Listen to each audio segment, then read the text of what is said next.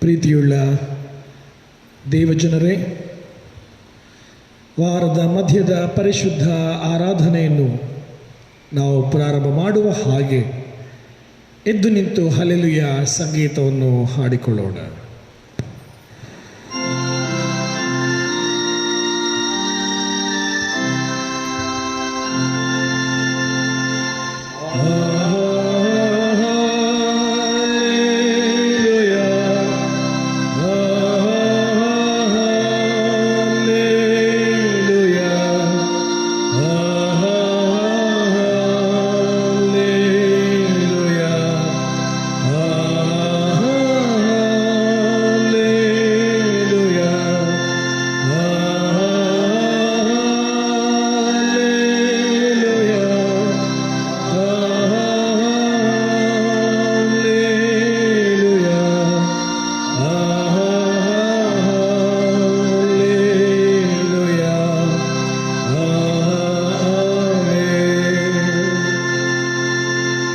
ಪ್ರಾರ್ಥನೆ ಮಾಡೋಣ. ಯೆಹೋವನೇ, ನಿನ್ನಲ್ಲಿ ಮನಸ್ಸಿಟ್ಟಿದ್ದೇನೆ. ನನ್ನ ದೇವರೇ, ನಿನ್ನನ್ನೇ ನಂಬಿದ್ದೇನೆ. ನನಗೆ ಆಶಾಭಂಗಪಡಿಸಬೇಡ.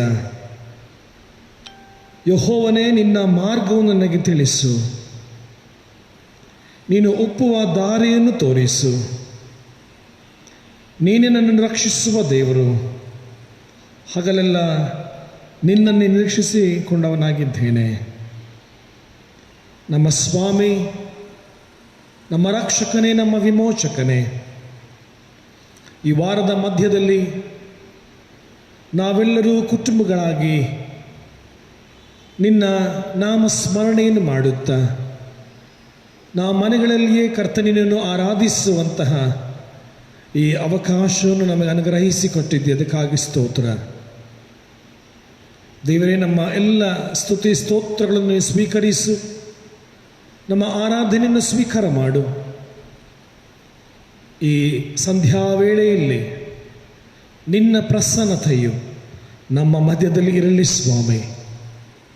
ನಿನ್ನ ಕೈಗಳಿಗೆ ನಮ್ಮನ್ನೂ ಈ ಆರಾಧನೆಯನ್ನು ಒಪ್ಪಿಸಿಕೊಡುತ್ತೇವೆ.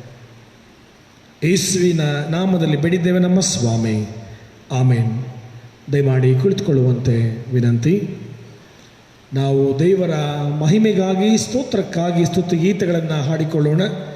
ಮಹಿಮೆ ಮಹಿಮೆ ಸದಾ ಆತನಿಗೆ, ಯೇಸು ರಾಜನಿಗೆ ಎಂದಿಗಾಗಲಿ. ಈ ಸ್ತುತಿಗೀತೆಯನ್ನು ನಾವು ಕುಳಿತುಕೊಂಡೇ ಹಾಡಿಕೊಳ್ಳೋಣ.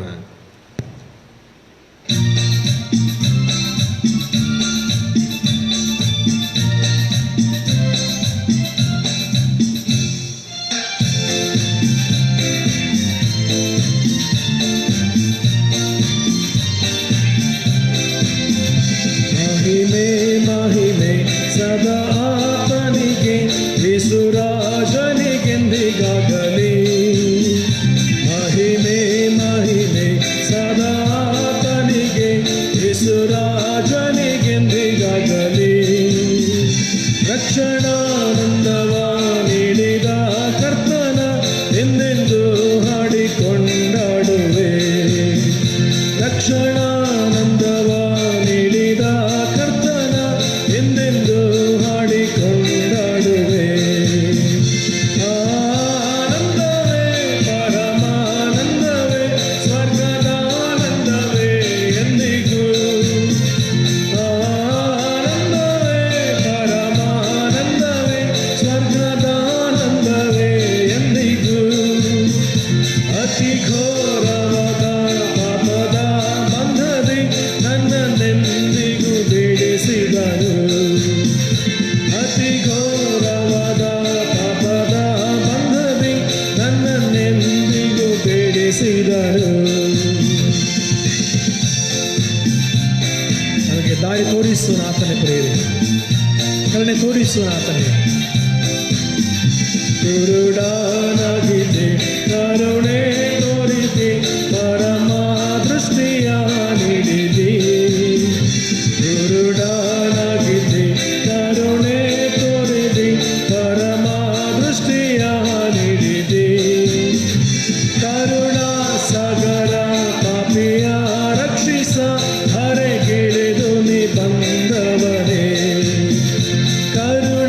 ಸಾಗರ ಪಾಪಿಯ ರಕ್ಷಿಸ ಧರೆಗಿಳಿದು ನೀ ಬಂದವನೇ. ಆನಂದವೇ ಪರಮಾನಂದವೇ ಸ್ವರ್ಗದಾನಂದವೇ ಎಂದಿಗೂ.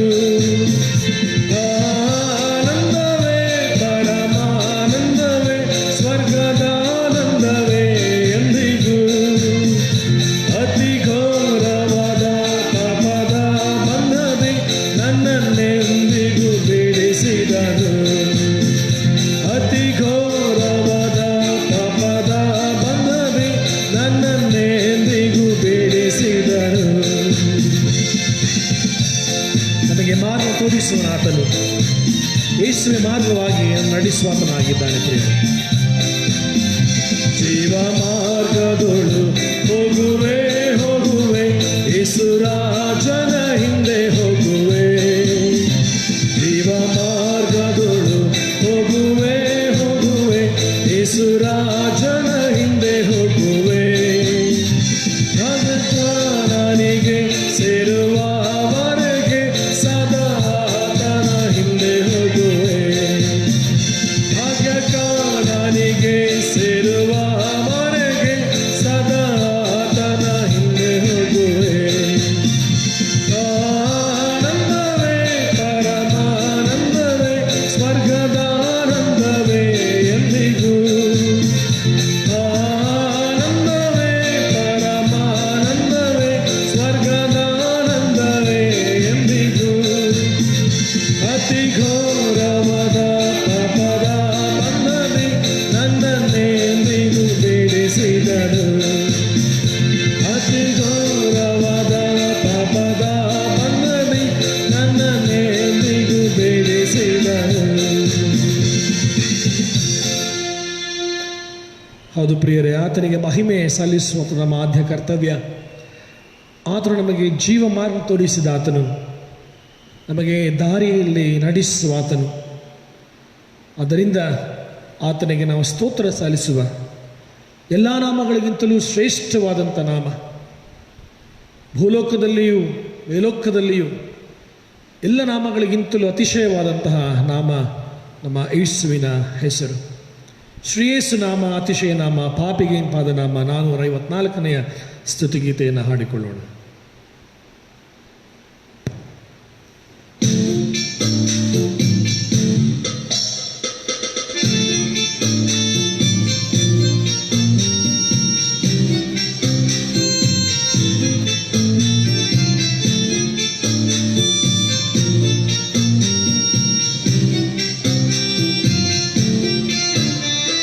ಶ್ರೀಯೇಸು ನಾಮ ಅತಿಶಯ ನಾಮ, ಪಾಪಿಗೆ ಪದನಾಮ. ಶ್ರೀಯೇಸು ನಾಮ ಅತಿಶಯ ನಾಮ, ಪಾಪಿಗೆ ಪದನಾಮ. ಪಾಪ ಪರಿಹಾರಕ್ಕೆ ಪಾಪಿಗೆ ಹುಡುಕಿ ಬಂದಂಥ ಯೇಸು, ಪಾಪ ಪರಿಹಾರಕ್ಕಾಗಿ ಪಾಪಿಗಳ ಹುಡುಕಿ ಧರಣಿಗೆ ಬಂದ ನಾಮ. ಪಾಪ ಪರಿಹಾರಕ್ಕಾಗಿ ಪಾಪಿಗಳ ಹುಡುಕಿ ಧರಣಿಗೆ ಬಂದ ನಾಮ. ಪಾಪರಹಿತ ಜೀವಿತದ ಮಾದರಿಯ ತೋರಿಸಿದ, ಪಾಪರಹಿತ ಜೀವಿತ ಮಾದರಿಯ ತೋರಿಸಿದ ಪರಿಶುದ್ಧ ಪುಣ್ಯ ನಾಮ. ಶ್ರೀಯೇಸು ನಾಮ ಅತಿಶಯ ನಾಮ, ಪಾಪಿಗೆ ಪದನಾಮ.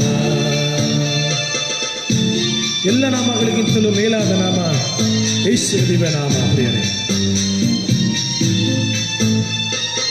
ಎಲ್ಲ ನಾಮದಲ್ಲಿಯೂ ಮೇಲಾದ ನಾಮ ಯೇಸುವಿನ ದಿವ್ಯ ನಾಮ. ಎಲ್ಲ ನಾಮದಲ್ಲಿಯೂ ಮೇಲಾದ ನಾಮ ಯೇಸುವಿನ ದಿವ್ಯ ನಾಮ. ಸರ್ವ ಜನರೆಲ್ಲ ಅಡ್ಡ ಬಿದ್ದು ಸ್ತೋತ್ರ ಮಾಡಿ, ಸರ್ವ ಜನರೆಲ್ಲ ಅಡ್ಡ ಬಿದ್ದು ಸ್ತೋತ್ರ ಮಾಡಿ ಹರ್ಷದಿಂದ ಹಾಡುವ ನಾಮ. ಶ್ರೀಯೇಸು ನಾಮ ಅತಿಶಯ ನಾಮ, ಪಾಪಿಗೆ ಪದನಾಮ.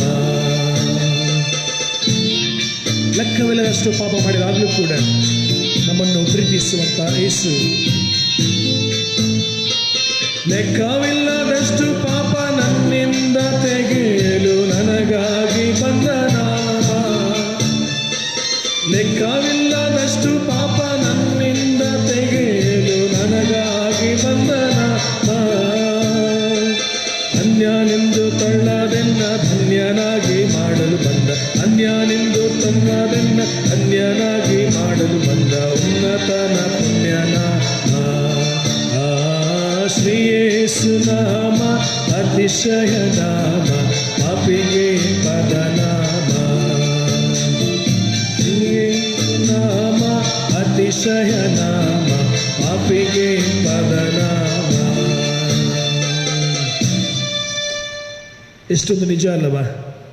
ಯೇಸುವಿನ ನಾಮವು ಅತಿ ಶ್ರೇಷ್ಠವಾದ ನಾಮ, ಎಲ್ಲ ನಾಮಗಳಿಗಿಂತಲೂ ಕೂಡ ಉನ್ನತವಾದಂತಹ ನಾಮ ಯೇಸುವಿನ ದಿವ್ಯನಾಮ.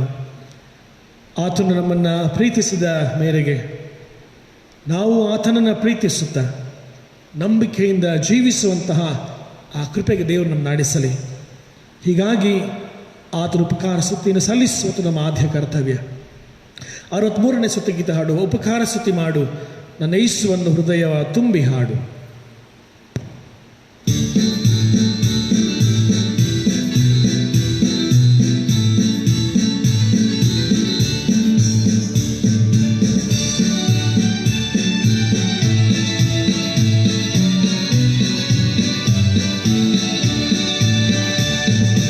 ಉಪಕಾರ ಸ್ತುತಿ ಮಾಡು ನನ್ನ ಯೇಸುವನ್ನು ಹೃದಯವ ತುಂಬಿ ಹಾಡು.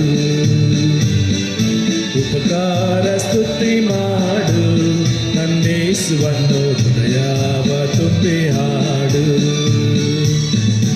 ಒಳ್ಳೆಯವನು ಬಲ್ಲವನು ಸಾಕಿದಾತನು, ಮಾತಿನಲ್ಲಿ ನಂಬಿಗಸ್ತನು. ಒಳ್ಳೆಯವನು ಬಲ್ಲವನು ಸಾಕಿದಾತನು, ಮಾತಿನಲ್ಲಿ ನಂಬಿಗಸ್ತನು. ಉಪಕಾರ ಸ್ತುತಿ ಮಾಡು ನನ್ನ ಯೇಸುವನ್ನು ಹೃದಯವ ತುಂಬಿ ಹಾಡು. ಸ್ತುತಿ ಮಾಡು ನನ್ನ ಯೇಸುವನ್ನು ಹೃದಯವ ತುಂಬಿ ಹಾಡು.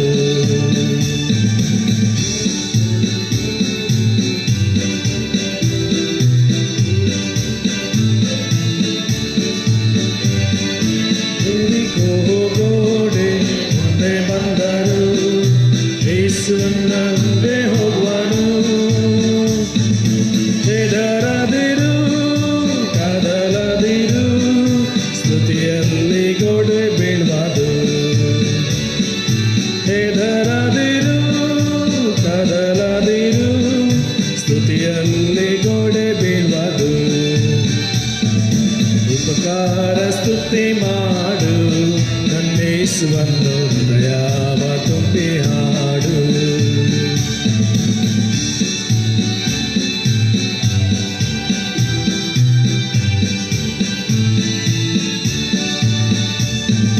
ಕೆಂಪು ಸಮುದ್ರ ಮುಂದೆ ಬಂದರು, ಯೇಸು ನಿನಗೆ ಮಾರ್ಗ ಮಾಡುವನು.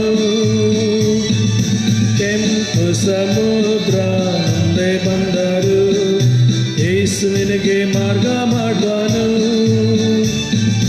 ಚಿಂತೆ ಏಕೆ ದುಃಖ ಏಕೆ, ಕರ್ತನು ಮಾರ್ಗ ಮಾಡುವನು. ಚಿಂತೆ ಏಕೆ ದುಃಖ ಏಕೆ, ಕರ್ತನು ಮಾರ್ಗ ಮಾಡುವನು. ಉಪಕಾರ ಸ್ತುತಿ ಮಾಡು ನನ್ನ ಯೇಸುವನ್ನು ಹೃದಯವ ತುಂಬಿ ಹಾಡು.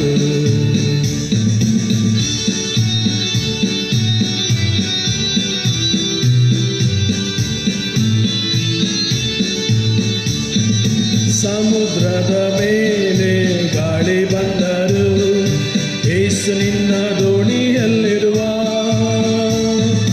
ಸಮುದ್ರದ ಮೇಲೆ ಗಾಳಿ ಬಂದರು, ಯೇಸು ನಿನ್ನ ದೋಣಿಯಲ್ಲಿರುವ.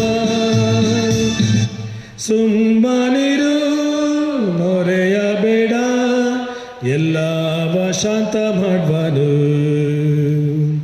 ಸುಮ್ಮನಿರು ಶಾಂತ ಮಾಡ್ವಾನು. ಉಪಕಾರ ಸ್ತುತಿ ಮಾಡು, ನನ್ನೇಸುವನ್ನು ಹೃದಯವ ತುಂಬಿ ಹಾಡು. ಉಪಕಾರ ಸ್ತುತಿ ಮಾಡು, ನನ್ನೇಸುವನ್ನು ಹೃದಯವ ತುಂಬಿ ಹಾಡು. ಪ್ರಾರ್ಥನೆ ಮಾಡೋಣ. ಎಲ್ಲ ಸ್ತುತಿಗೆ ಯೋಗ್ಯನು ನಮ್ಮ ರಕ್ಷಕನ ವಿಮೋಚಕನಾಗಿರುವಂಥ ಯೇಸುವಿನಲ್ಲಿ ತಂದೆಯಾದ ದೇವರೇ, ಎಲ್ಲ ಮಹಿಮೆಗೂ ಮಾನಕ್ಕೂ ಎಲ್ಲ ಸ್ತುತಿಗೂ ನೀನೇ ಯೋಗ್ಯನಾಗಿದ್ದಿ ಸ್ವಾಮಿ. ಹೀಗಾಗಿ ನಾವು ಸಂಗೀತಗಾರರೊಂದಿಗೆ ಮಹಿಮೆ ಮಹಿಮೆ ಸದಾ ಆತನಿಗೆ, ಯೇಸು ರಾಜನಿಗೆ ಎಂದಿಗಾಗಲಿ ಎಂಬುದಾಗಿ ನಾವು ಸಂತೋಷವಾಗಿ ಈ ಸಂಧ್ಯಾ ವೇಳೆಯಲ್ಲಿ ಹಾಡಿದ್ದೇವೆ. ನಮಗೆ ಆನಂದವೂ ಸ್ವರ್ಗದ ಆನಂದವೂ ಕಾರಣ. ನಮ್ಮನ್ನು ಪಾಪದಿಂದ ಬಿಡಿಸಿದವನು ಆತನೇ. ಎಲ್ಲ ನಾಮಗಳಿಗಿಂತಲೂ ಕೂಡ ಶ್ರೇಷ್ಠವಾದ ನಾಮವನ್ನು ಯೇಸುವಿಗೆ ನೀಡಿ ಆತನಿಗೆ ಸ್ವರ್ಗ ಮರ್ತ್ಯ ಪಾತಾಳಗಳಲ್ಲಿ ಸ್ತೋತ್ರವು ಮಹಿಮೆ ಉಂಟಾಗುವ ಹಾಗೆ ಆತನ ನಮ್ಮ ಜೀವಿಸುವ ದೇವರೆಂಬುದಾಗಿ ಸ್ವಾಮಿ, ಶ್ರೀ ಯೇಸು ನಾಮ ಅತಿಶಯವಾದ ನಾಮ, ಪಾಪಿಗೆ ಇಂಪಾದ ನಾಮ ಎಂಬುದಾಗಿ ನಿನಗೆ ನಾವು ಹಾಡಿದ್ದೇವೆ. ನಮ್ಮ ಉಪಕಾರ ಸ್ತುತಿಯನ್ನು ಸ್ವಾಮಿ ಈ ರೀತಿಯಾಗಿ ಹಾಡುಗಳ ಮೂಲಕ ನಿನಗೆ ಸಮರ್ಪಿಸಿದ್ದೇವೆ. ದೇವರೇ, ನಮ್ಮ ಎಲ್ಲ ಸ್ತುತಿಗಳನ್ನು ಸ್ವೀಕರಿಸು. ಈ ಸಂಧ್ಯಾ ವೇಳೆಯಲ್ಲಿ ಸ್ವಾಮಿ ನಮ್ಮ ಎಲ್ಲ ಕೆಲಸಗಳನ್ನು ತೀರಿಸಿ ನಾವು ಈ ಸಮಯವನ್ನು ಬಿಡು ಮಾಡಿಕೊಂಡು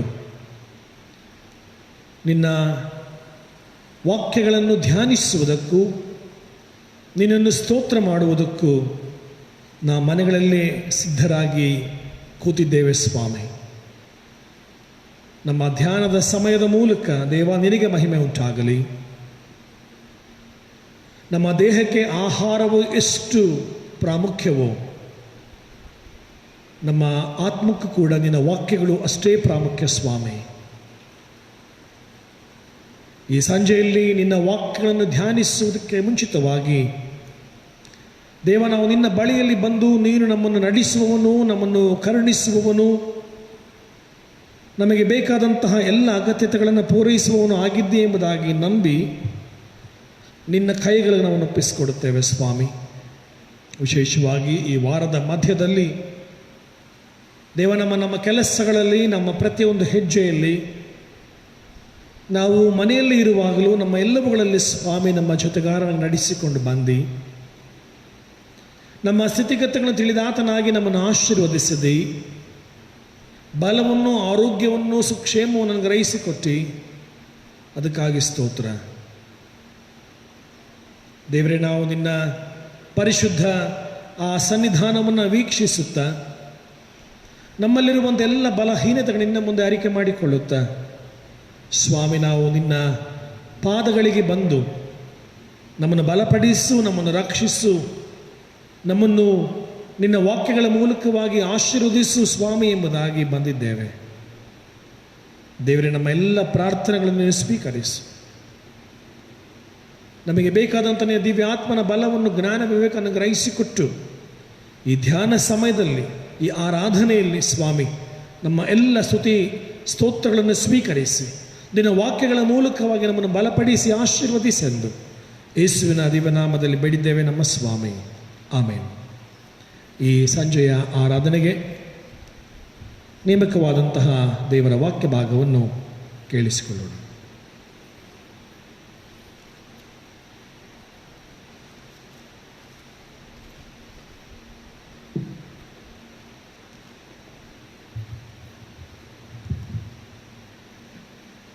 ಈ ವಿಶೇಷವಾದ ಬುಧವಾರದ ಸಂಜೆ ಆರಾಧನೆಗಾಗಿ ಆರಿಸಿಕೊಂಡಿರುವ ವೇದ ಭಾಗವು ಮಾರ್ಕನು ಬರೆದ ಸುವಾರ್ತೆ 9ನೇ ಅಧ್ಯಾಯ 14ನೇ ವಚನದಿಂದ 29ನೇ ವಚನದವರೆಗೆ.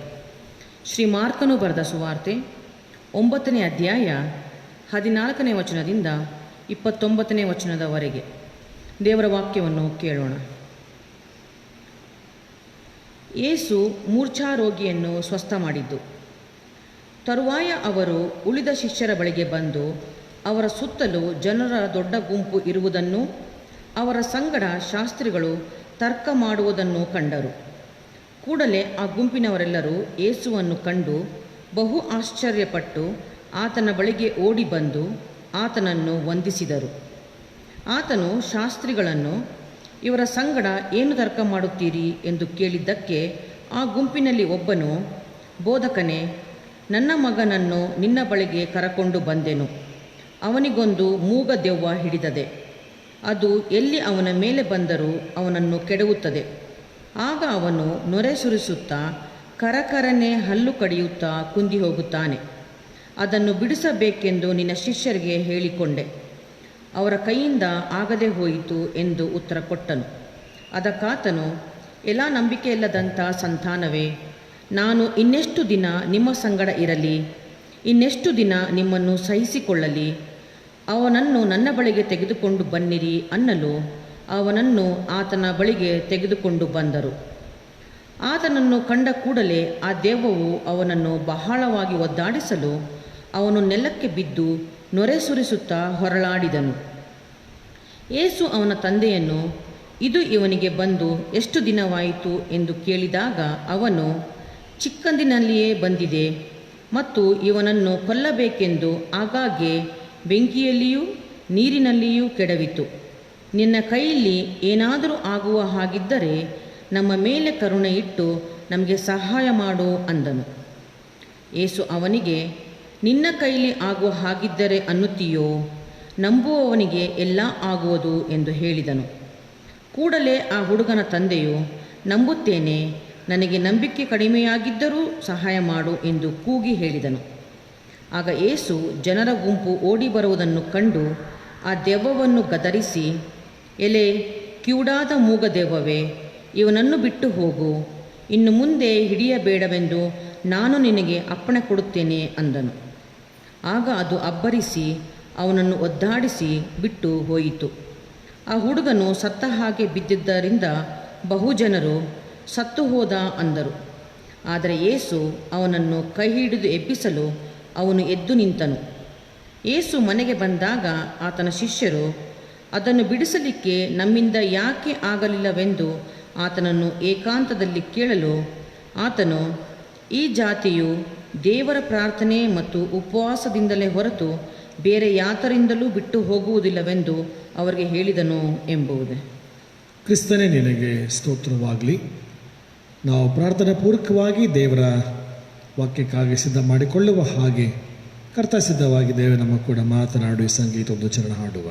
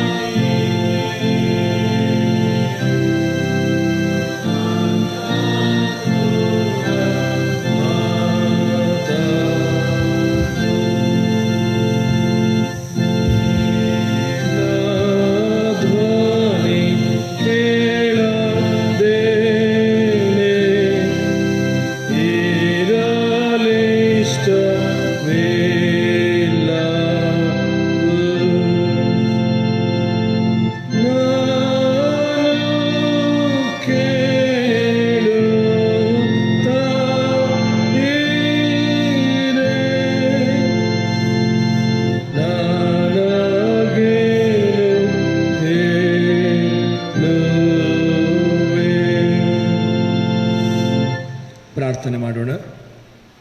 ಕರ್ತನೇ, ನಾವು ನಿನ್ನ ವಾಕ್ಯಕ್ಕಾಗಿ ಸಿದ್ಧರಾಗಿ ಕಾಯ್ತಾ ಇದ್ದೇವೆ. ನಮ್ಮ ಸಂಗಡ ಮಾತನಾಡು ಸ್ವಾಮಿ. ನಿನ್ನ ವಾಕ್ಯವು ನಮ್ಮ ಕಾಲಿಗೆ ದೀಪವು, ದಾರಿಗೆ ಬೆಳಕು ಆಗಿದೆ.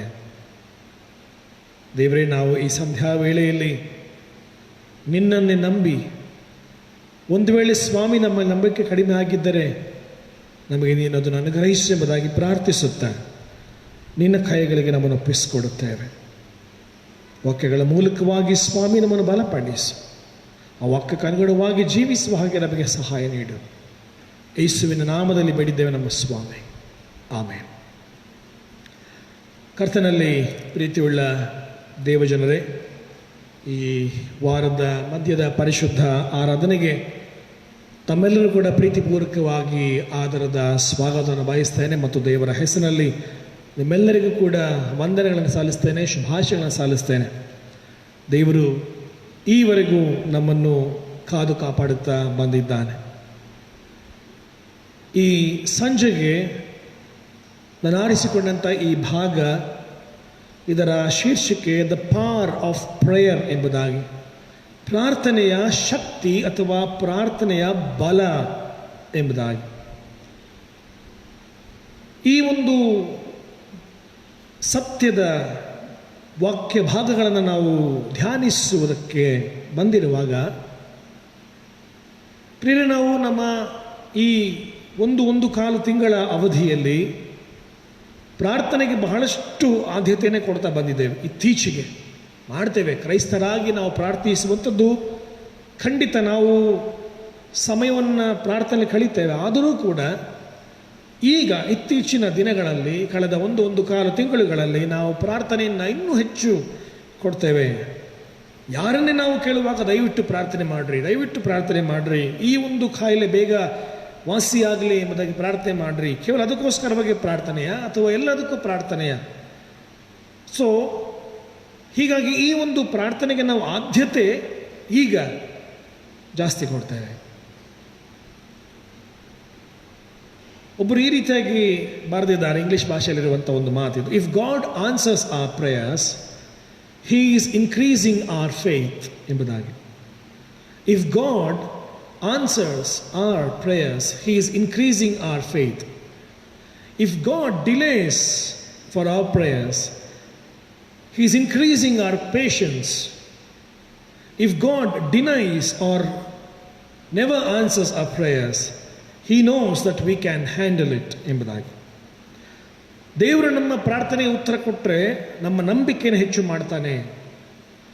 ಒಂದು ವೇಳೆ ದೇವರು ನಮ್ಮ ಪ್ರಾರ್ಥನೆ ನಮ್ಮ ಉತ್ತರಕ್ಕೆ ತಡ ಮಾಡಿದರೆ ನಮ್ಮ ತಾಳ್ಮೆಯನ್ನು ಪರೀಕ್ಷೆ ಮಾಡ್ತಾನೆ. ಒಂದು ವೇಳೆ ನಮ್ಮ ಪ್ರಾರ್ಥನೆಗೆ ಉತ್ತರವೇ ಸಿಗಲಿಲ್ಲ ಅಥವಾ ನಮ್ಮ ಪ್ರಾರ್ಥನೆಗೆ ದೇವರು ನಮಗೇನು ಕೂಡ ಉತ್ತರ ಕೊಡಲಿಲ್ಲ, ಇನ್ನೂ ತುಂಬ ತಡ ಮಾಡ್ತಾನೆ, ಅದನ್ನು ತಿರಸ್ಕಾರ ಮಾಡ್ತಾನೆ ಎಂಬುದಾಗಿ ಒಂದು ವೇಳೆ ಅಂದ್ಕೊಂಡ್ರೆ, ನಮಗೆ ಆತನಿಗೆ ಗೊತ್ತು ನಮಗೆ ಇದನ್ನು ನಾವೇ ಮಾಡಲಿಕ್ಕೆ ಸಾಧ್ಯ ಎಂಬುದಾಗಿ. ಮಾನವನು ಉಂಟು ಮಾಡಿದಂಥ ಅನೇಕ ಗೊಂದಲಗಳು, ಅನೇಕ ವಿಧವಾದಂತಹ ಈ ಸಾಮಾಜಿಕವಾದಂತಹ ಶೋಷಣೆಗಳಿಗೆ, ಪಿಡುಗುಗಳಿಗೆ ನಮ್ಮ ಕೈಯಲ್ಲೇ ಉಂಟು ಪ್ರಿಯರೇ ಇದಕ್ಕೆ ಉತ್ತರ. ಆದರೂ ಕೂಡ ಒಂದು ದೈವ ಶಕ್ತಿ ನಮ್ಮನ್ನು ನಡೆಸುವಂಥದ್ದು, ಒಂದು ದೈವಿಕ ಆ ಒಂದು ಬಲ ನಮಗೆ ಬೇಕಾಗಿರುವಂಥದ್ದು, ಅದು ದೇವರ ಆತ್ಮನ ಮೂಲಕವಾಗಿ ನಾವು ಪ್ರಾರ್ಥನೆಯಲ್ಲಿ ಬಲವನ್ನು ಹೊಂದುವಂಥದ್ದು ಬಹಳ ವಿಶೇಷ. ಹೀಗಾಗಿ ಈ ಪ್ರಾರ್ಥನೆಗೆ ಹೋಲಿಕೆ ಮಾಡ್ತಾರೆ, ಇದೊಂದು ಆಯುಧ ಎಂಬುದಾಗಿ. It's a weapon. ಎಲ್ಲ ಶತ್ರುಗಳಿಗೂ ಅಥವಾ ಎಲ್ಲದಕ್ಕೂ ಕೂಡ ಈ ಪ್ರಾರ್ಥನೆಯೇ ಉತ್ತರ. ಪ್ರಾರ್ಥನೆಯೇ ನಮಗೆ ಆಯುಧ, ಪ್ರಾರ್ಥನೆಯೇ ನಮಗೆ ಬಹಳ ಒಂದು ಬಲವನ್ನು ತರುವಂತಹ ವಿಶೇಷವಾದಂಥ ಒಂದು ಅಸ್ತ್ರ ಪ್ರಿಯರೇ. ಅದಕ್ಕೆ ಪವರ್ಲೆಸ್ ಎಂಬುದಾಗಿ ಹೇಳ್ತಾರೆ. ಒಂದು ವೇಳೆ prayerless Christian is a powerless Christian ಎಂಬುದಾಗಿ. ಪ್ರಾರ್ಥನೆ ಮಾಡದೇ ಇರುವಂಥ ಒಬ್ಬ ಕ್ರೈಸ್ತನು ಶಕ್ತಿ ಇಲ್ಲದವನು ಎಂಬುದಾಗಿ. ಶಕ್ತಿ ಇಲ್ಲದವನು. ನಮಗೆ ಶಕ್ತಿ, ನಮಗೆ ಬಲ, ನಮಗೆ ಜ್ಞಾನ, ನಮಗೆ ವಿವೇಕ, ನಮಗೆಲ್ಲವುಗಳು ಕೂಡ ದೊರಕುವಂಥದ್ದು ಪ್ರಾರ್ಥನೆ ಮೂಲಕ. ಹೀಗಾಗಿ ಪೌಲನ ಒಂದು ಮಾತು ಹೇಳ್ತಾನೆ ರೋಮಾಪುರ ಸಭೆಗೆ ಬರೆಯುವಾಗ 12ನೇ ಅಧ್ಯಾಯದ 12ನೇ ವಚನ: ಬೇಸರಗೊಳ್ಳದೆ ಪ್ರಾರ್ಥನೆ ಮಾಡ್ರಿ ಎಂಬುದಾಗಿ.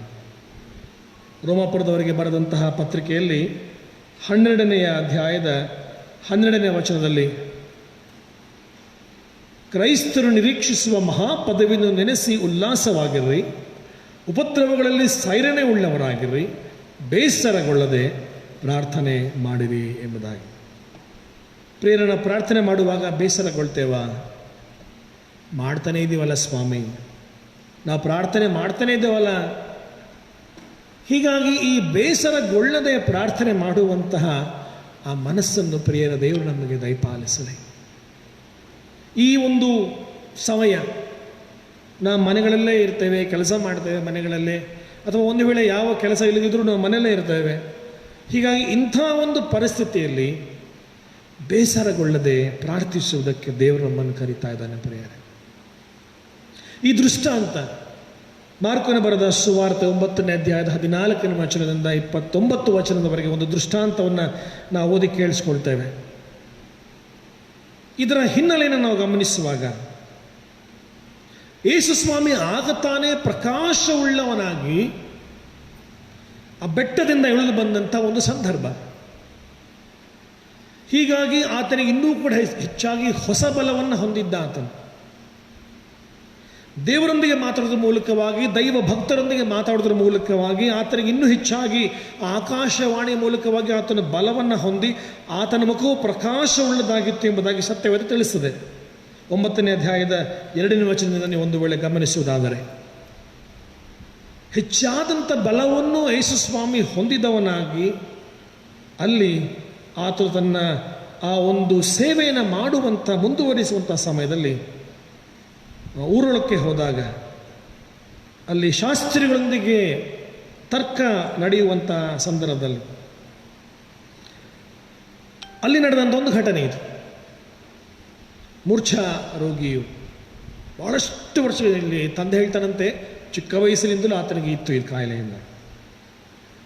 ಗಮನಿಸಿ ಬೇರೆ, ಎಲ್ಲಿ ದೈವಶಕ್ತಿ ಇದೆಯೋ ಅಲ್ಲಿ ದುಷ್ಟಶಕ್ತಿ ತಾಂಡವವಾಡ್ತದೆ. ಮತ್ತೊಮ್ಮೆ ಹೇಳ್ತೀನಿ, ಎಲ್ಲಿ ದೈವಶಕ್ತಿ ಇದೆಯೋ ಅಲ್ಲಿ ದುಷ್ಟಶಕ್ತಿ ಯಾವಾಗಲೂ ಸಹ ತಾಂಡವವಾಡುವಂಥದ್ದು ಸಹಜ. ಬಿಲಿಗ್ರಹಂ ನಮ್ಮೆಲ್ಲರಿಗೂ ಕೂಡ ಚಿರಪರಿಚಿತರಾದಂಥ ಪ್ರಖ್ಯಾತ ಸುವಾರ್ತಿಕರು. ಅವರನ್ನು ಒಬ್ಬ ಪತ್ರಕರ್ತರು ಇಂಟರ್ವ್ಯೂ ಮಾಡುವಾಗ ಕೇಳ್ತಾರಂತೆ, ನೀವು ಇಷ್ಟೊಂದು ಜನರಿಗೆ ಸುವಾರ್ತೆ ಸಾರ್ತೀರಲ್ಲ, ಲಕ್ಷಾಂತರ ಕೋಟ್ಯಾಂತರ ಜನರಿಗೆ ಸುವಾರ್ತೆ ಸಾರ್ತೀರಿ, ನಿಮಗೆ ಇಷ್ಟೊಂದು ಬಲ ಎಲ್ಲಿಂದ ಬರ್ತದೆ? ಈ ವಯಸ್ಸಿನಲ್ಲಿ ಕೂಡ ಇಷ್ಟೊಂದು ಆ ಘಂಟಾಘೋಷವಾಗಿ ನೀವು ಸುವಾರ್ತೆ ಸಾರ್ತೀರಲ್ಲ, ನಿಮಗೆ ಯಾವುದು ಬಲ ಅಂತ ಕೇಳಿದ ಅವ್ರು ಹೇಳಿದಂಥ ಮಾತು ಪ್ರೇಯರ್ ಆ್ಯಂಡ್ ಓನ್ಲಿ ಪ್ರೇಯರ್. ಪ್ರಾರ್ಥನೆ ಹೊರತಾಗಿ ಮತ್ತೇನು ಕೂಡ ನಮಗೆ ಬಲ ಇಲ್ಲ ಎಂಬುದಾಗಿ ಅವರು ಸ್ಪಷ್ಟವಾಗಿ ಹೇಳಿದಂಥ ಮಾತು. ಕನ್ನಡದಲ್ಲಿ ನಮ್ಮ ಕನ್ನಡದವರೇ ಆದಂತಹ ಜೆ ಪಾಲ್ ಎನ್ನುವಂಥ ಹಳೆಯ ಒಬ್ಬ ಸುವಾರ್ತಿಕರು, ನಾವು ಈಗಲೂ ಹಾಡ್ತೇವೆ ಹಾಡಿನ 163ನೇ ಆ ಒಂದು ಕೀರ್ತನೆ ನಮಗೆ ಗೊತ್ತಿದೆ, ಬಾಯಿಗೆ ಬರುತ್ತದು. ಪ್ರಾರ್ಥನೆ ಭಕ್ತಿಗೆ ಗುರುತು, ಒಳ್ಳೆಯ ಗುರುತು, ಏನೆಲ್ಲ ಬರೆದಿದ್ದಾರೆ ಅದರಲ್ಲಿ. ಬಹಳ ಚಂದವಾದಂತಹ ಆ ಒಂದು ಮಾತುಗಳು ಪ್ರಿಯರೇ. 163ನೇ ಕೀರ್ತನೆ ನಾವು ಎಷ್ಟೋ ಸಾರಿ ಹಾಡ್ತೇವೆ ನಾವು. ಪ್ರಾರ್ಥನೆ ಭಕ್ತಿಗೆ ಗುರುತು, ಒಳ್ಳೆಯ ಗುರುತು, ಪ್ರಾರ್ಥನೆಯಿಂದಲೇ ಬಾಳುವಿನಿ ಕಲಿತು, ಪ್ರಾರ್ಥನೆ ಭಕ್ತನ ಬಲವು, ಪ್ರಾರ್ಥನೆ ನಮಗೆ ಶೋಧನ ಕಾಲದಲ್ಲಿ ನಮಗೆ ಶಾಂತಿ ಕೊಡುವಂಥದ್ದು, ವೇದನೆ ಹುಟ್ಟುವಾಗ ನಮಗೆ ಅದು ಭಯವನ್ನು ಹೋಗಲಾಡಿಸುವಂಥದ್ದು, ರೋಗ ಹುಟ್ಟುವಾಗ ನಮಗೆ ಪ್ರಾರ್ಥನೆ ಮಾಡುವಾಗ ಅದು ಬೇಗನೆ ಹೋಗುವುದು, ವಿಶ್ವಾಸ ಹೆಚ್ಚಿಸಬೇಡು, ತಂದೆಯೇ ಕೊಡು ನಿನ್ನ ಆತ್ಮ, ಪ್ರಾರ್ಥನೆ ಆತ್ಮ. ಭಾಳ ಚಂದವಾದಂಥ ಸಂಕೀರ್ತನೆ ಪ್ರಿಯ ನಾವು ಹಾಡ್ತೇವೆ. ಅಂದರೆ ಈ ಒಂದು ಪ್ರಾರ್ಥನೆ ನಮಗೆ ಬಲ ಬೇರೆಯವನ್ನ ಅಲ್ಲ. Prayer brings changes. ಪ್ರಾರ್ಥನೆ ನಮಗೆ ಬದಲಾವಣೆಗಳನ್ನು ತರುವಂಥ ಪ್ರೇಯರ್. ಎಷ್ಟೋ ಪ್ರಾರ್ಥನೆ ಬಗ್ಗೆ ಪ್ರಸಂಗಗಳನ್ನು ಮಾಡಿದ್ದೇವೆ, ಕೇಳಿಸ್ಕೊಂಡಿರ್ತೇವೆ ನಾವು. ಆದರೆ ಈ ಹೊತ್ತು ಇಲ್ಲಿ ಈ ಒಂದು ವಿಶೇಷವಾದಂಥ ಭಾಗದ ಮೂಲಕವಾಗಿ ನಾವು ತಿಳಿಯುವಂಥದ್ದು ಏನು ಪ್ರೇಯರ್? ನಾನು ಆಗಲೇ ಹೇಳಿದೆ, ಎಲ್ಲಿ ದೈವಶಕ್ತಿ ಇರುತ್ತೋ ಅಲ್ಲಿ ದುಷ್ಟಶಕ್ತಿ ಇದ್ದೇ ಇರುತ್ತೆ, ತಾಂಡವವಾಡುತ್ತೆ. ದೈವಶಕ್ತಿ ಮುಂದೆ ದುಷ್ಟಶಕ್ತಿಯ ಬಲವೂ ಕೂಡ ಅಷ್ಟೇ ಬಲವುಳ್ಳದ್ದು ಪ್ರಿಯರೇ. ಅನುಭವಗಳನ್ನು ಮಾಡಿದಂಥವರಿಗೆ ಗೊತ್ತಾಗ್ತದೆ ಇದು.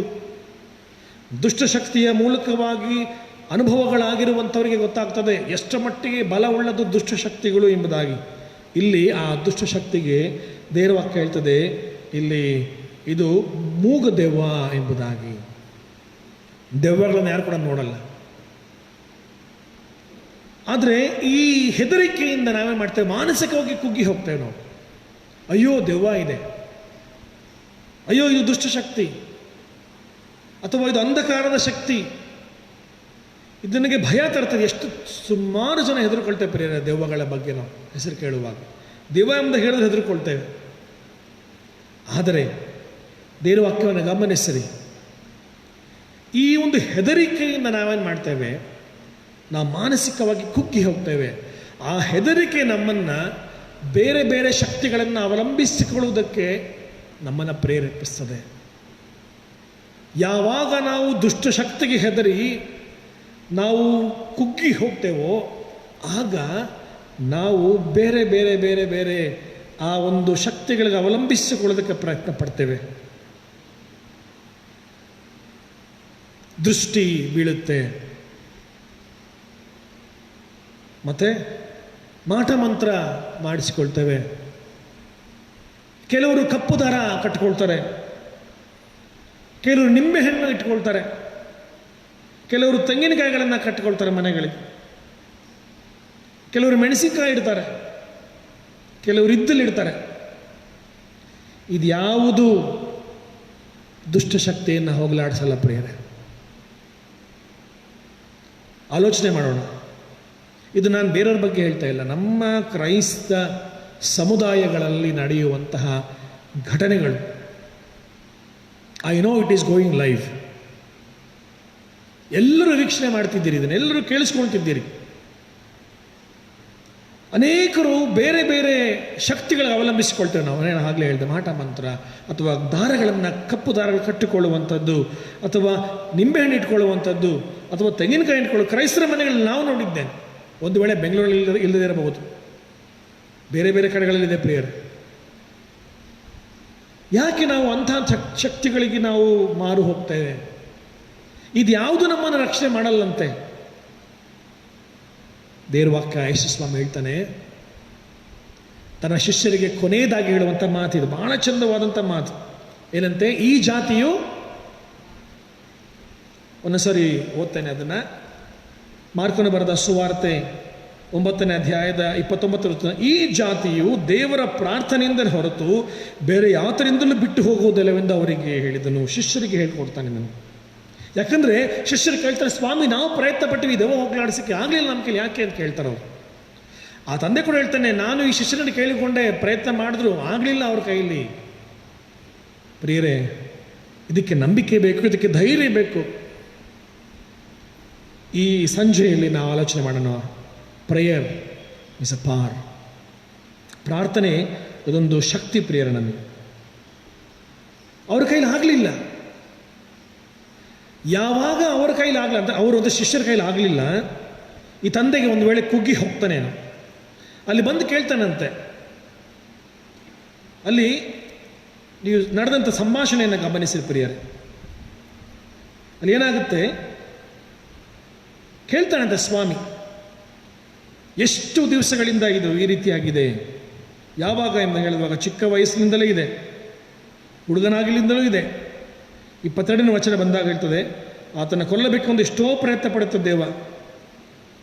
ಆಗ 23ನೇ ವಚನ ಗಮನಿಸಿ, ಯೇಸು ಅವನಿಗೆ ಅದಕ್ಕಿಂತ ಮುಂಚಿತವಾಗಿ ಕೇಳ್ತಾನೆ, ನಿನ್ನ ಕೈಯಲ್ಲಿ 22ನೇ ವಚನದ ಮಧ್ಯಭಾಗ ಗಮನಿಸಿ, ನಿನ್ನ ಕೈಯಲ್ಲಿ ಏನಾದರೂ ಆಗುವುದಾದರೆ ಹಾಗಿದ್ದರೆ ನಮ್ಮ ಮೇಲೆ ಕರುಣವಿಟ್ಟು ನಮಗೆ ಸಹಾಯ ಮಾಡು. ಯಾವಾಗ ಶಿಷ್ಯರಿಗೆ ಮಾಡಲಿಕ್ಕಾಗಲಿಲ್ವೋ ಆ ತಂದೆಗೆ ಯೇಸು ಸ್ವಾಮಿ ಮೇಲೆ ಕೂಡ ನಂಬಿಕೆ ಬರಲ್ಲ. ನಿನ್ನ ಕೈಲೇನಾದ್ರು ಮಾಡೋಕ್ಕಾದ್ರೆ ಮಾಡು. ಸ್ವಾಮಿ ಒಂದು ವೇಳೆ ಆಶ್ಚರ್ಯಪಟ್ಟಿರ್ಬೋದೇನೋ. 23ನೇ ವಚನ ಗಮನಿಸಿರಿ, ಯೇಸು ಅವನಿಗೆ ನಿನ್ನ ಕೈಯಲ್ಲಿ ಆಗುವ ಹಾಗಿದ್ದರೆ ಅನ್ನುತ್ತೀಯೋ ಪ್ರಶ್ನೆ ಮಾಡ್ತಾನೆ. Is it not possible with god?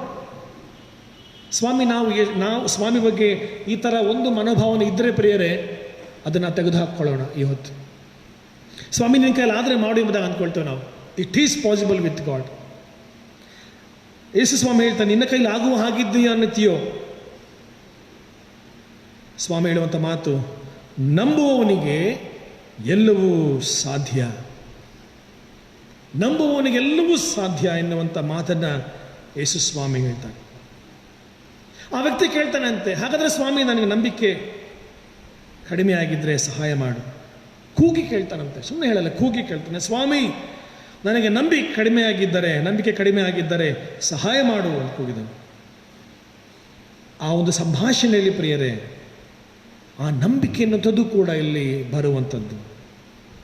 ಎಷ್ಟು ಮಟ್ಟಿಗೆ ನಾವು ಪ್ರಾರ್ಥನೆಯಲ್ಲಿ ಬಲಗೊಳ್ತೇವೆ, ಆಗ ನಂಬಿಕೆ ಹೆಚ್ಚಾಗಿ ಹೆಚ್ಚಾಗಿ ಹೋಗುತ್ತೆ, ನಮ್ಮಲ್ಲಿ ಬರುತ್ತೆ.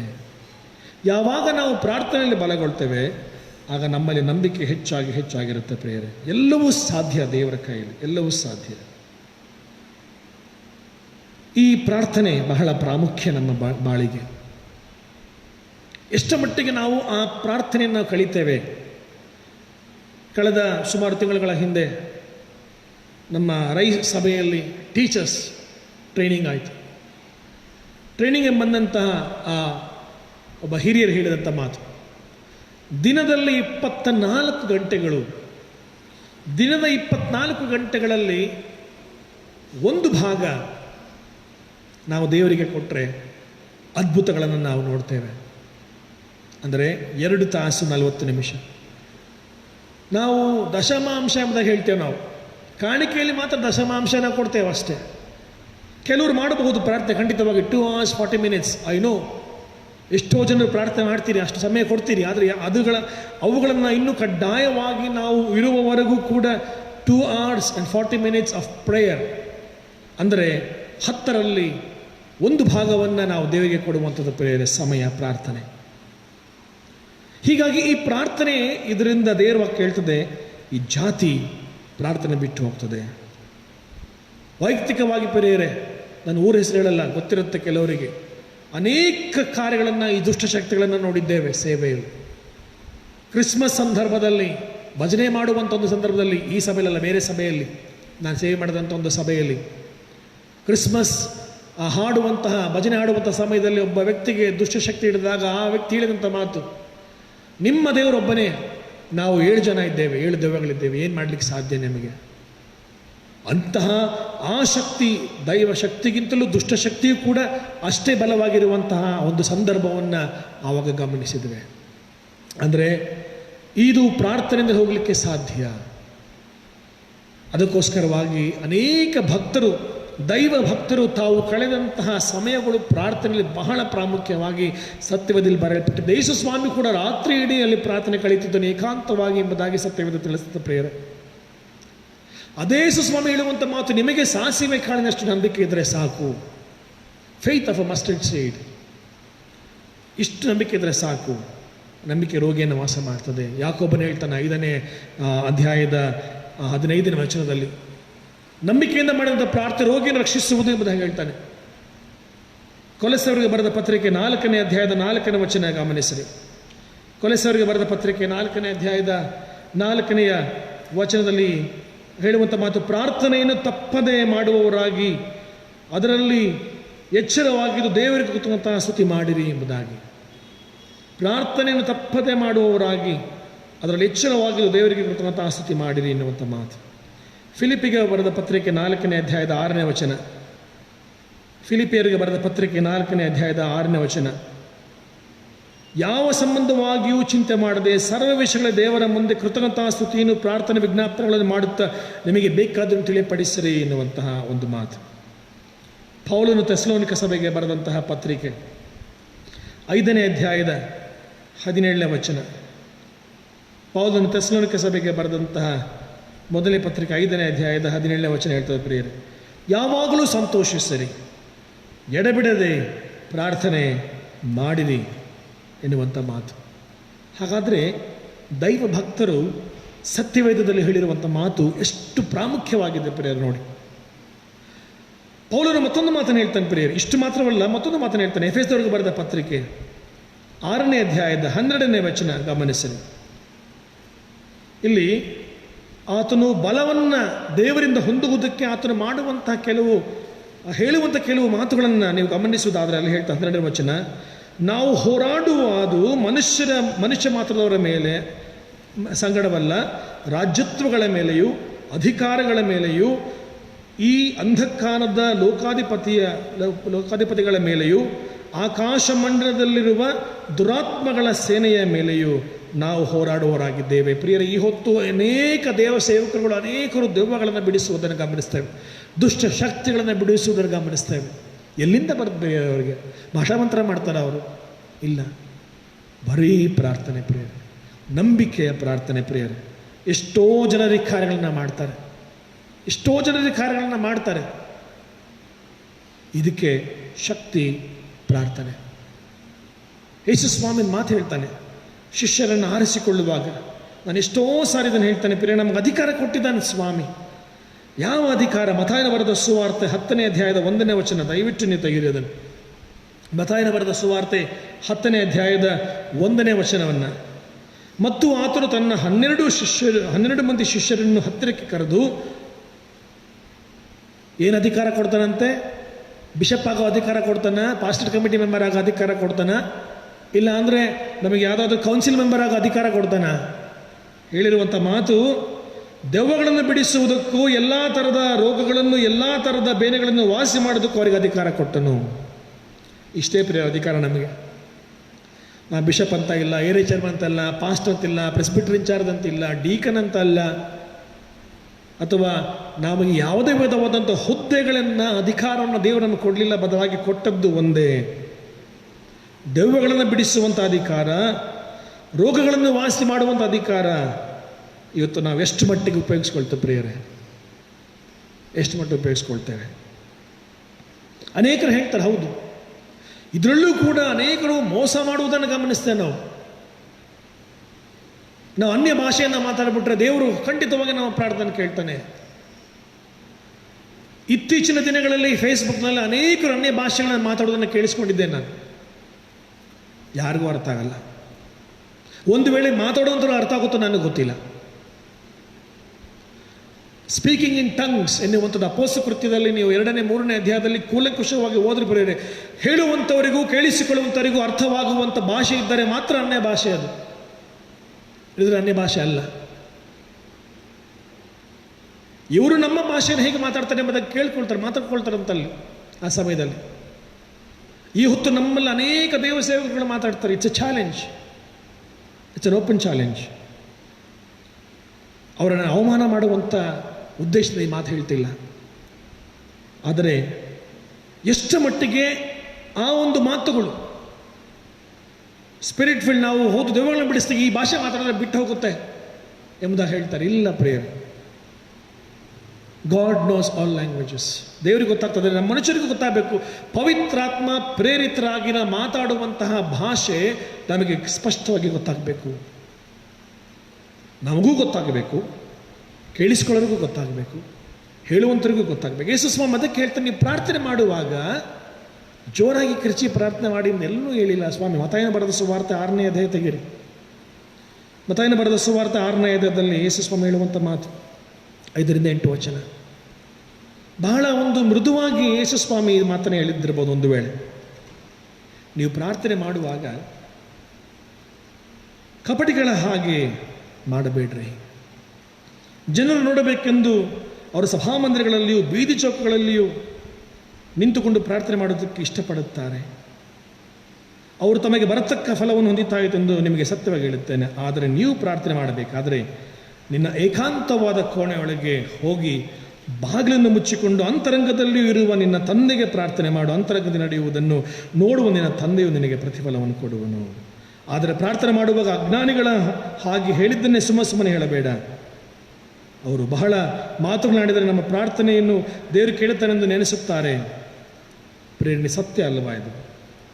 ನಮ್ಮ ಮನಸ್ಸಿನಲ್ಲಿ ಆಗುವಂತಹ ಆಲೋಚನೆಗಳನ್ನು ಗ್ರಹಿಸುವಂತಹ ದೇವರಿಗೆ ಎಲ್ಲವೂ ಗೊತ್ತಿದೆ ಪ್ರೇರಣೆ. ಆದರೂ ಕಿರ್ಚಿ ಪ್ರಾರ್ಥನೆ ಮಾಡ್ತಾರೆ. ಹೌದು, ಮಾಡಬೇಕಿಲ್ಲ ಎಂದು ಹೇಳಲ್ಲ. ಆದರೆ ಯಾವುದಕ್ಕೆ ಬೇಕು ಯಾವುದಕ್ಕೆ ಬೇಡ ಆಲೋಚನೆ ಮಾಡುವ ಗ್ರಹಿಕೆಯನ್ನು ದೇವರು ನಮಗೆ ಕೊಟ್ಟಿದ್ದಾನಲ್ವ ಪ್ರಿಯರೇ? ದೆವ್ವಗಳಿಗೆ ಕಿರ್ಚಿ ಪ್ರಾರ್ಥನೆ ಮಾಡಿ ಸಂತೋಷ. ಅದನ್ನು ಓಡಿಸುವುದಕ್ಕೆ ಧೈರ್ಯ ಬೇಕು. ಅದಕ್ಕೆ ಜೋರಾಗಿ ಪ್ರಾರ್ಥನೆ ಮಾಡಲೇಬೇಕು. ದೇವರೊಂದಿಗೆ ಪ್ರಾರ್ಥನೆ ಮಾಡುವಾಗ ನಾವು ಮೌನವಾಗಿ ಪ್ರಾರ್ಥನೆ ಮಾಡಿದ್ರು ಕೂಡ ದೇವರು ಕೇಳಿಸ್ಕೊಳ್ತಾರೆ. Prayer is misused weapon in the church today. ಪ್ರಾರ್ಥನೆ ಎನ್ನುವಂಥದ್ದು, ಈ ಪ್ರಾರ್ಥನೆ ಎನ್ನುವಂಥ ಆಯುಧವನ್ನು ನಾವು ಸಭೆಗಳಲ್ಲಿ ಅಥವಾ ಸಮಾಜದಲ್ಲಿ ದುರುಪಯೋಗ ಪಡಿಸ್ಕೊಳ್ತಿದ್ದ ಪ್ರೇಯರ್ ಇವತ್ತು. ಯೇಸು ಸ್ವಾಮಿ ಹೇಳ್ತಾನಂತ ಶಿಷ್ಯರಿಗೆ, ಈ ಜಾತಿ ಪ್ರಾರ್ಥನೆಯಲ್ಲೇ ಮಾತ್ರ ಎಲ್ಲೂ ಕೂಡ ಹೋಗ್ಲಿಕ್ಕೆ ಸಾಧ್ಯವಿಲ್ಲ, ಆ ದೆವ್ವ ಬಿಟ್ಟು ಹೋಗ್ತದೆ. ನೋಡಿ, ಸತ್ಯವೇದದಲ್ಲಿ ಗಮನಿಸಿರಿ. ಯೇಸು ಸ್ವಾಮಿ ಒಂದು ಮಾತು ಹೇಳುವಾಗಲೇ, ನಂಬಿಕೆಯಿಂದ ಹೇಳುವಾಗಲೇ ಆ ದೆವ್ವ ಬಿಟ್ಟು ಹೋಗ್ತದೆ. ನಿಮಗೆ ನಂಬಿಕೆ ಕಡಿಮೆ ಆಗಿದ್ರೆ ನನಗೆ ಹೇಳು ಸ್ವಾಮಿ. ನಂಬಿಕೆಯನ್ನು ಯೇಸು ಸ್ವಾಮಿ ನೀಡ್ತಾನೆ. ಅವನು ದೆವ್ವ ಬಿಟ್ಟು ಹೋಗ್ತದೆ. ಅಷ್ಟು ವರ್ಷಗಳಿಂದ ಕಾಡುತ್ತಿದ್ದಂಥ ದೆವ್ವ ಬಿಟ್ಟು ಹೋಗುತ್ತೆ ಪ್ರಿಯರೇ. ಈ ಹೊತ್ತು ನಮಗೆ ಅಂಥ ಅನೇಕ ವಿಧವಾದ ದುಷ್ಟ ಶಕ್ತಿಗಳ ಕಾಡುವಿಕೆ ಪ್ರಿಯರೇ ನಮ್ಮನ್ನು ಕಾಡುವುದಾದರೆ ನಾವು ಪ್ರಾರ್ಥನೆ ಮಾಡಬೇಕು, ನಂಬಿಕೆ ಬೇಕು ನಮಗೆ. ಅದಕ್ಕೆ ಯೇಸು ಮಾಡಿದಂಥ ಈ ಜಾತಿ ದೇವರ ಪ್ರಾರ್ಥನೆಯಿಂದಲೇ ಹೊರತು ಬೇರೆ ಯಾತರಿಂದಲೇ ಬಿಟ್ಟು ಹೋಗುವುದಿಲ್ಲ. ಬೇರೆ ಯಾತರಿಂದಲೇ ಎಂಬುದಾಗಿ ಯೇಸು ಹೇಳುವಾಗ, ಒಂದು ವೇಳೆ ಆಗಿನ ಕಾಲದಲ್ಲಿ ಕೂಡ ಮಾಟ ಮಂತ್ರಗಳು, ಆಗಿನ ಕಾಲದಲ್ಲಿ ಕೂಡ ಈ ವಿಧವಾದಂತಹ ಕೆಟ್ಟ ದಾರಿಗಳನ್ನು ಹಿಡಿದಂಥ ಜನರಿದ್ದರು. ಅನೇಕ ಸಂಪ್ರದಾಯಗಳು, ಅನೇಕ ವಿಧವಾದಂತಹ ಕಾರ್ಯಗಳನ್ನು ಮಾಡುವುದರಲ್ಲಿ ತೊಡಗಿಸಿಕೊಂಡಿದ್ದರು. ಯೇಸು ಸ್ವಾಮಿ ಅವ್ರಿಗೆ ಹೇಳ್ತಾರೆ, ಬೇರೆ ಯಾವುದರಿಂದಲೂ ಹೋಗಲ್ಲ. ಕೆಟ್ಟ ಕಣ್ಣು ಬೀಳುತ್ತೆ, ಆ ದೃಷ್ಟಿ ಆಗುತ್ತೆ, ಈ ದೃಷ್ಟಿ ಆಗುತ್ತೆ ಅಂತ ಹೇಳ್ತೇವೆ ಪ್ರೇಯರ್ನು. It's only prayer.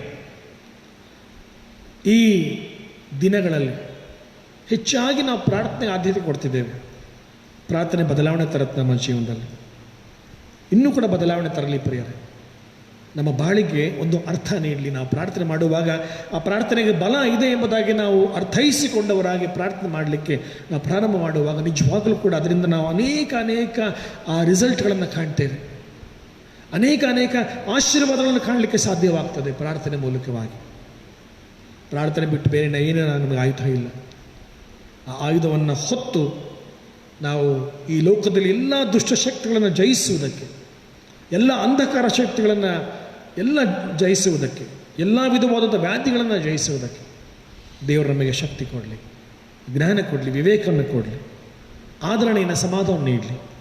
ಪ್ರಾರ್ಥನೆ ಮಾಡೋಣ. ಪ್ರೀತಿಗಳ ನಮ್ಮ ಸ್ವಾಮಿ, ಪ್ರಾರ್ಥನೆಯಿಂದ ಎಲ್ಲವೂ ಸಾಧ್ಯ ಎಂಬುದಾಗಿ ತಿಳಿಸಿಕೊಟ್ಟಿಯಲ್ಲ. ಆ ಪ್ರಾರ್ಥನೆಗೆ ನಂಬಿಕೆಯೂ ಸಹ ಬೇಕಲ್ಲವೇ ಸ್ವಾಮಿ? ಒಂದು ವೇಳೆ ದೇವರು ನಮ್ಮಲ್ಲಿ ನಂಬಿಕೆ ಕಡಿಮೆ ಆಗಿದ್ದರೆ ನಮ್ಮಲ್ಲಿ ನಂಬಿಕೆಯನ್ನು ಹುಟ್ಟಿಸು ಸ್ವಾಮಿ. ನಮಗೆ ಸಹಾಯ ಮಾಡು ಸ್ವಾಮಿ. ನಮಗೆ ಧೈರ್ಯವನ್ನು ನೀಡು. ನಾವು ದುಷ್ಟ ಶಕ್ತಿಗಳು ಎದುರಿಸುತ್ತಾ ಎಲ್ಲ ವಿಧವಾದಂತಹ ಕೇಡುಗಂಡಾಂತರಗಳಿಂದ ನಾವು ಧೃತಿಗೆಡದೆ, ಧೈರ್ಯಗೆಡದೆ ಜಯಶಾಲಿಗಳಾಗುವುದಕ್ಕೆ ಪ್ರಾರ್ಥನೆ ಎನ್ನುವಂಥ ಆಯುಧವನ್ನು ನಾವು ಹಿಡಿದು ಈ ಲೋಕದಲ್ಲಿ ಮುಂದೆ ಸಾಗೋದಕ್ಕೆ ನಮಗೆ ನೀನು ಕಲಿಸು ಸ್ವಾಮಿ. ಆ ಅಧಿಕಾರ ಕೊಟ್ಟಿದ್ದೀಯಲ್ಲ, ಆ ಅಧಿಕಾರವನ್ನು ಸ್ವಾಮಿಯನ್ನು ಉಪಯೋಗಿಸಿಕೊಳ್ಳುವಲ್ಲಿ ನಮಗೆ ನೀನು ಸಹಾಯ ನೀಡು ಕರ್ತನೇ. ಈ ಸಂಜೆಯಲ್ಲಿ ಈ ಆರಾಧನೆಗಳ ಮೂಲಕವಾಗಿ, ವಾಕ್ಯ ಸಂದೇಶದ ಮೂಲಕವಾಗಿ ಭಾಗವಹಿಸುತ್ತಿರುವಂಥ ಎಲ್ಲರಿಗಾಗಿ ನಾವು ನಿನ್ನ ಪ್ರಾರ್ಥಿಸ್ತೇವೆ. ಮನೆಗಳಲ್ಲಿ ಇದ್ದು ಸ್ವಾಮಿ ತಾಳ್ಮೆಯನ್ನು ಕಳೆದುಕೊಳ್ಳದ ಹಾಗೆ ನೀನು ಕೊಟ್ಟಂಥ ನಿನ್ನ ಜ್ಞಾನಕ್ಕಾಗಿ, ವಿವೇಕಕ್ಕಾಗಿ, ನಿನ್ನ ಎಲ್ಲ ಆಶೀರ್ವಾದಗಳಿಗಾಗಿ ಸ್ತೋತ್ರ ಕರ್ತನೇ. ಕೆಲಸಗಳಲ್ಲಿ ಸಹಾಯ ನೀಡು, ಅವರಿಗೆ ಆದರಣೆಯನ್ನು, ಸಮಾಧಾನವನ್ನು ಕೊಡು ಮತ್ತು ಎಲ್ಲರಿಗೂ ಬೇಕಾದಂಥ ಆರೋಗ್ಯವನ್ನು, ಸುಕ್ಷೇಮವನ್ನು ಗ್ರಹಿಸಿಕೊಟ್ಟು ಕಾಪಾಡು. ಈ ಸಮಯದಲ್ಲಿ ಕರ್ತನೆ, ವಿಶೇಷವಾಗಿ ಅನಾರೋಗ್ಯದಲ್ಲಿರುವಂತಹ ಎಲ್ಲ ಪ್ರಿಯ ಜನರಿಗೋಸ್ಕರವಾಗಿ ನಾವು ಪ್ರಾರ್ಥಿಸ್ತೇವೆ. ದೇವ, ನೀನು ಆರೋಗ್ಯದಾಯಕನೆಂಬುದಾಗಿ ನಂಬಿದ್ದೇವೆ. ಅವರನ್ನು ಮುಟ್ಟು ಅವರನ್ನು ಸ್ವಸ್ಥಗೊಳಿಸು, ಸ್ವಸ್ಥತೆ ನೀಡು. ನಂಬಿಕೆಯಿಂದ ಮಾಡಿದಂಥ ಪ್ರಾರ್ಥನೆ ರೋಗಿನ ಸ್ವಸ್ಥ ಮಾಡುವುದೆಂಬುದಾಗಿ ನೀನು ವಾಕ್ಯ ತಿಳಿಸ್ತದಲ್ಲ ದೇವರೇ. ಹೀಗಾಗಿ ನಾವು ಮಾಡುವಂಥ ಎಲ್ಲ ಪ್ರಾರ್ಥನೆಗಳು ಸ್ವಾಮಿ ಎಲ್ಲ ದುಷ್ಟಶಕ್ತಿಗಳನ್ನು ಹೋಗಲಾಡಿಸು, ಎಲ್ಲ ಅನಾರೋಗ್ಯಗಳಿಂದ ಬಿಡಿಸು, ಆರೋಗ್ಯವನ್ನು ಕೊಡು. ರೋಹನ್ ಸ್ಮಿತಿತನಿಗೆ ಕೊಟ್ಟಂಥ ಆರೋಗ್ಯಕ್ಕಾಗಿ ಸ್ತೋತ್ರ. ಇನ್ನು ಹೆಚ್ಚಾಗಿ ಆತನಿಗೆ ಬಲವನ್ನು, ಆರೋಗ್ಯವನ್ನು ಕೊಟ್ಟು ನಡೆಸು ಸ್ವಾಮಿ. ನಮ್ಮ ಸಭೆಯಲ್ಲಿಯೂ ಮತ್ತು ನಮಗೆ ತಿಳಿಲಾರದೆ ಯಾರು ಒಂದು ವೇಳೆ ಅಸ್ವಸ್ಥರಾಗಿದ್ದಾರೋ ಸ್ವಾಮಿ, ಈ ಸಮಯದಲ್ಲಿ ಅಂಥವರಿಗಾಗಿ ಪ್ರಾರ್ಥಿಸ್ತೇವೆ. ಯೇಸುವೆ, ನಿನ್ನ ಪರಿಶುದ್ಧವಾದಂಥ ರಕ್ತದ ಮೂಲಕವಾಗಿ ಅವರಿಗೆ ನೀನು ಆರೋಗ್ಯವನ್ನು ಕೊಡು ಸ್ವಾಮಿ, ಸ್ವಸ್ಥತೆ ನೀಡು ಸ್ವಾಮಿ. ಈ ದಿನದಲ್ಲಿ ಕರ್ತನೆ ಎಲ್ಲ ಕೆಲಸಗಳನ್ನು ತೀರಿಸಿ ಈ ಸಂಧ್ಯಾ ವೇಳೆಯಲ್ಲಿ ಕುಟುಂಬವಾಗಿ ನಿನ್ನನ್ನು ಆರಾಧಿಸುವಂಥ ಅವಕಾಶ ಕೊಟ್ಟಿದ್ದದಕ್ಕಾಗಿ ಸ್ತೋತ್ರ. ನಮ್ಮ ಮುಂದಿನ ದಿನಗಳಲ್ಲಿ ನಮಗೆ ಸಹಾಯ ನೀಡಿ ನಮ್ಮೆಲ್ಲರನ್ನು ಆಶೀರ್ವಾದ ಮಾಡು. ಆದಷ್ಟು ಬೇಗನೆ ಸ್ವಾಮಿ ಈ ಒಂದು ಭೀಕರವಾದಂತಹ ಈ ಸೋಂಕು ಕಾಯಿಲೆಯಿಂದ ಇಡೀ ವಿಶ್ವವು ವಿಮುಕ್ತಿಗೊಂಡು ನಿನ್ನ ಆ ಒಂದು ಸ್ವಸ್ಥತೆಯು, ನಿನ್ನ ಸಮಾಧಾನವು, ನಿನ್ನ ಆಶೀರ್ವಾದವು, ನಿನ್ನ ಶುಭವು, ಕೃಪೆಯು ನಮ್ಮೆಲ್ಲರಲ್ಲಿ ಮೂಡಿಸೆಂಬುದಾಗಿ ಪ್ರಾರ್ಥಿಸಿ ನಿನ್ನ ಕೈಗಳಿಗೆ ಸ್ವಾಮಿ ನಮ್ಮನ್ನು ಒಪ್ಪಿಸಿಕೊಡುತ್ತೇವೆ. ಯೇಸುವಿನ ಪರಿಶುದ್ಧ ನಾಮದಲ್ಲಿ ದೀನಭಾವದಿಂದ ಬೇಡಿದ್ದೇವೆ ಸ್ವಾಮಿ, ಆಮೆನ್.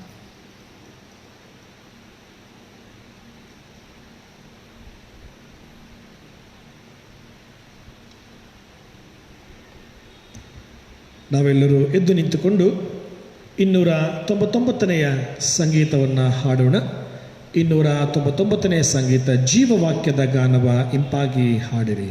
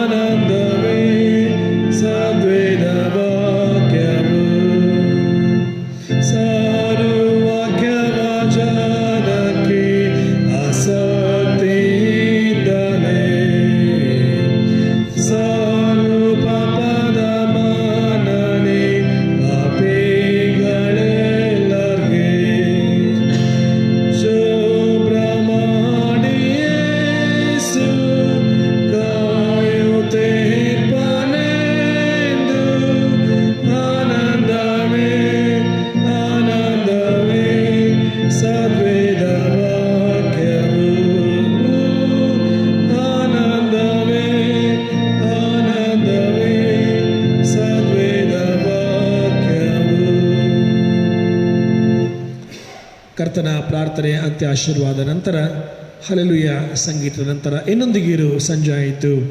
ಈ ಸಂಗೀತವನ್ನು ನಾವು ನಂತರ ಹಾಡಿಕೊಳ್ಳೋಣ. ನಾವೆಲ್ಲರೂ ಒಟ್ಟಾಗಿ ಕರ್ತನು ಕಲಿಸಿಕೊಟ್ಟಂಥ ಪ್ರಾರ್ಥನೆ ಆರೈಕೆ ಮಾಡೋಣ.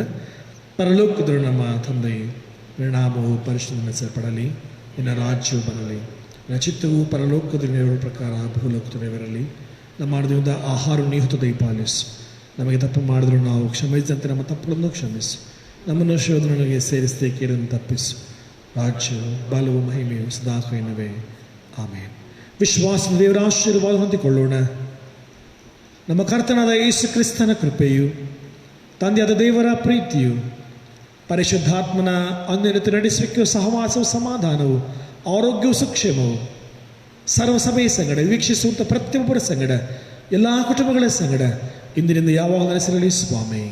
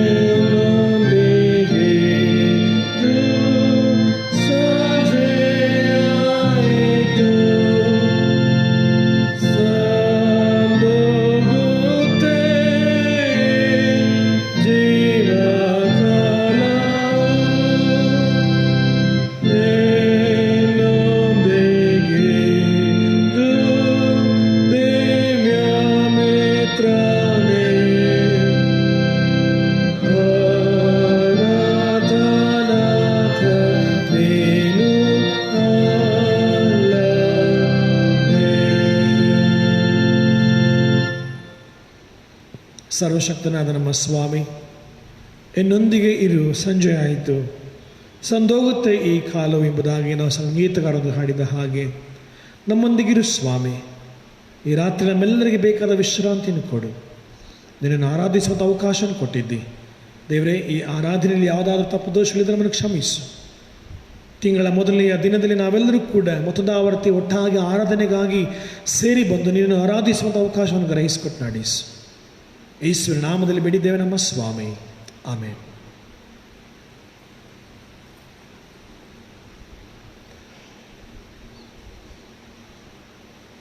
ಪ್ರೀತಿಯುಳ್ಳ ಸಭೆಯವರೇ, ಮತ್ತೊಂದು ಆವರ್ತಿ ಈ ಸಂಜೆಯ ವಂದನೆಗಳನ್ನು ಸಲ್ಲಿಸ್ತೇನೆ, ಶುಭಾಶಯಗಳನ್ನು ಸಲ್ಲಿಸ್ತೇನೆ. ದೇವರು ನಿಮ್ಮೆಲ್ಲರನ್ನು ಆಶೀರ್ವದಿಸಲಿ ಎಂಬುದಾಗಿ ನಾನು ಹಾರೈಸಿ ಪ್ರಾರ್ಥಿಸ್ತೇನೆ.